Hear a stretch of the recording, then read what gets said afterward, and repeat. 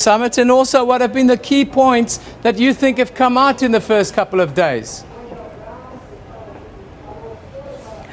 Well, Eben, what I can say is that the ministerial summit has started and ministers are discussing different issues. In an hour's time, we are expecting a committee on politics to brief us in terms of the status of the organization itself, the AU. They will touch on issues such as peace and security, they will touch on issues such as the economy and social issues, but also give us an indication on progress made in terms of finalizing the agenda. We saw earlier on the chairperson of the commission, Dr. Nkosazana Dlamini-Zuma, having different bilateral meetings with UK, China, and other small countries with the aim of enhancing the relations between the institution and other multilateral bodies or other countries. We expect President Zuma to touch down around 12 o'clock. And we expect him to have closed-door meetings today, but tomorrow he has got a tight schedule where he will be looking at different bilaterals with different countries with the aim of enhancing South Africa's relations with other countries.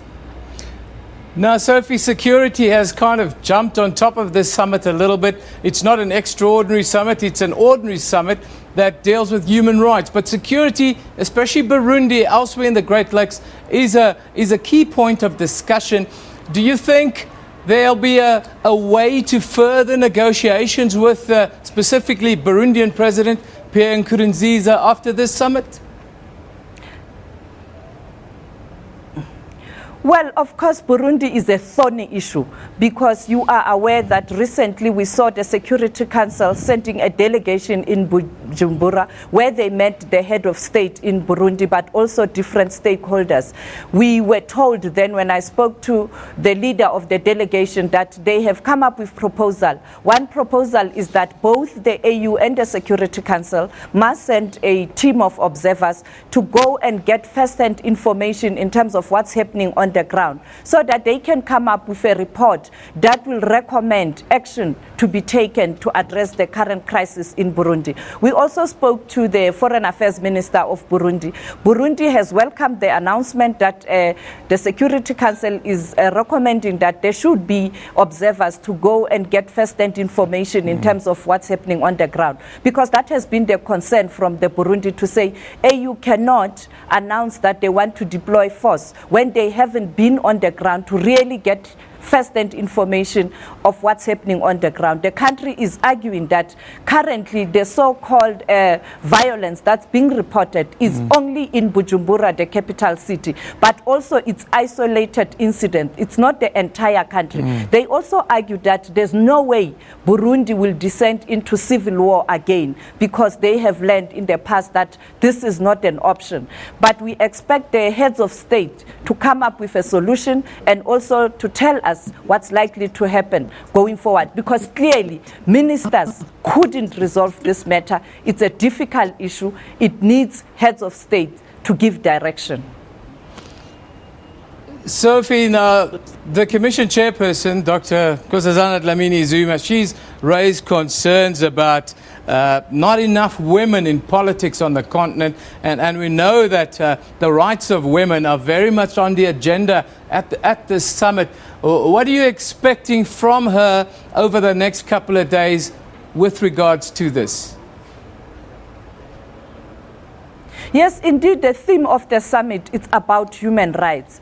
And Dr. Nkosazana Dlamini-Zuma was at pains to call on leaders and stakeholders to ensure that women do participate in different structures, may it be business, public sector, but also at the political level. There is no way women can address their issues if they don't participate in all levels of society or structures of society.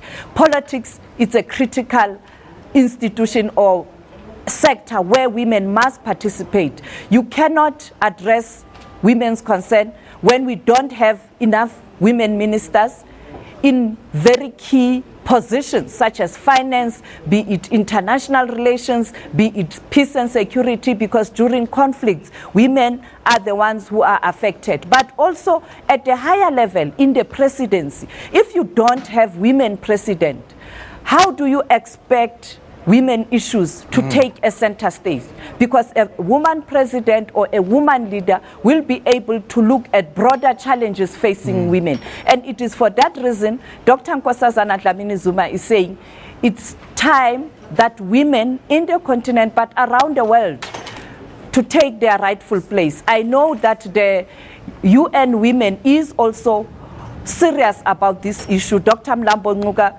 on many occasions during the UN General Assembly last year, calling on leaders of the world to ensure that they took women issues serious, because women's rights are human rights. Sophie, thank you very much for that update and the wonderful pictures you're bringing us from the very prosperous city of Addis Ababa in Ethiopia. That's our foreign editor, Sophie Mokoena, giving us that live update from the summit itself. Yes, lots of things on the agenda. Well, the focus this year, human rights, the rights of women. Sophie will be there for the rest of the week giving us updates. Now,